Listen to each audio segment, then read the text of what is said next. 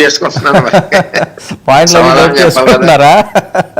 వర్మ గారు మళ్ళీ నాకు కౌంటర్ ఇవ్వడానికి నోట్ చేసుకుంటారా?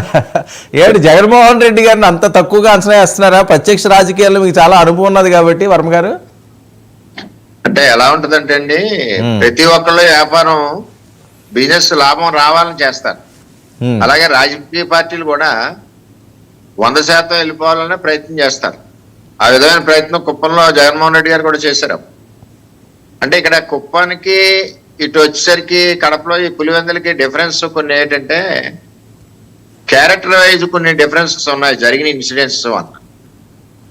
ఇప్పుడు వివేకానంద రెడ్డి గారు ఇష్యూ కావచ్చు, మరి ఇవన్నీ కూడా అక్కడ కడప జిల్లాలో ప్రభావితం చూపించాయి కాబట్టే బెటర్ రిజల్ట్స్ వచ్చినాయి తెలుగుదేశం పార్టీకి ఇది వరకటి మీద. ఉమ్, ఓవరాల్ రాయలసీమలో కూడా ఈ యొక్క ప్రవర్తన, ఈ యొక్క చేసిన విధానాలు, హెరాస్మెంట్లు ఏదైతే ఉన్నాయో దాని మీద ఆ ఎఫెక్ట్ రాయలసీమలో తెలుగుదేశం పార్టీకి ప్లస్ అయింది.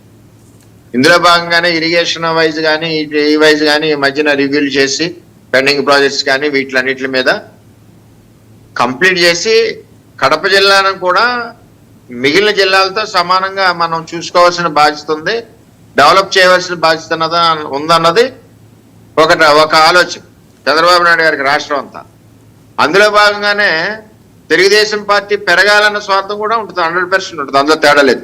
ఎక్కడా పెరగకూడదు, కడపలో జగన్మోహన్ రెడ్డి గారిని ఏమనకూడదు, ఇంకో చోట ఇంకొకరిని ఏమనకూడదు అంటే ఇక తెలుగుదేశం పార్టీ ఏముంటుంది, ఉండదు కదా.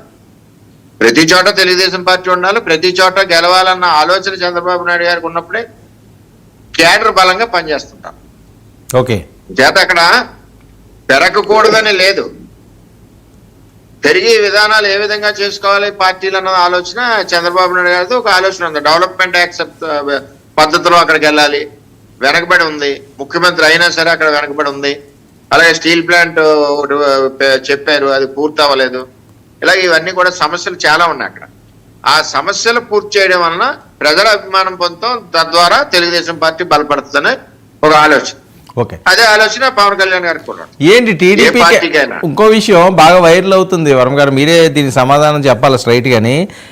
ఈ లోకేష్ గారు డిప్యూటీ సీఎం చెయ్యాలి అని చెప్పి ఆ వాయిస్ రావడం ఏంటండి తెలుగుదేశం నుంచే?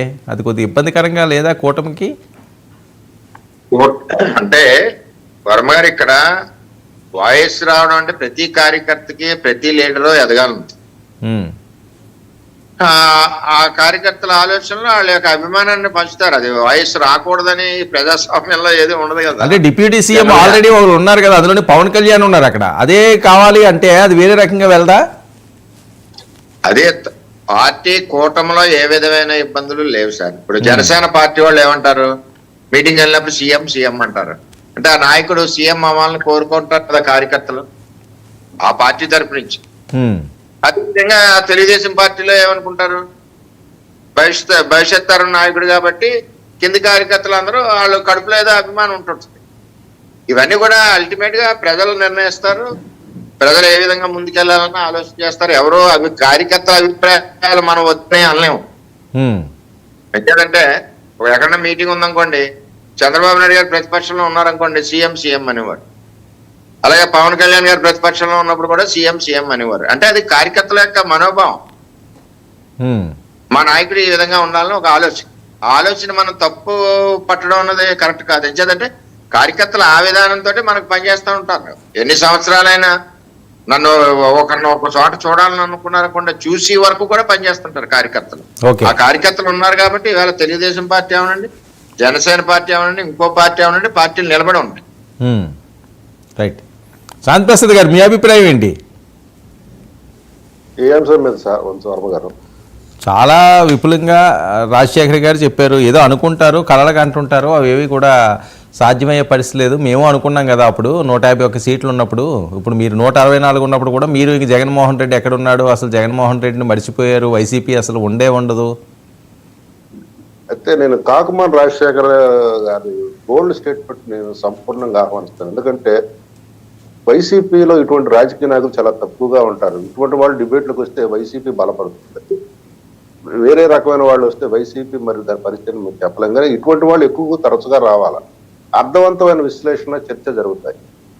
ఇక అంశానికి వస్తే ఏ రాజకీయ పార్టీని ఎవరు రాజకీయంగా అంతం చేయలేరు. కాకపోతే ఆయా ట్రైబుల్లో ఆ రాజకీయ పార్టీ క్రియాశీలక పాత్ర ఎంత ఉందనే దాని మీద దాన్ని హైప్ ఉండొచ్చు, మినిమైజ్ చేయడం జరగచ్చు.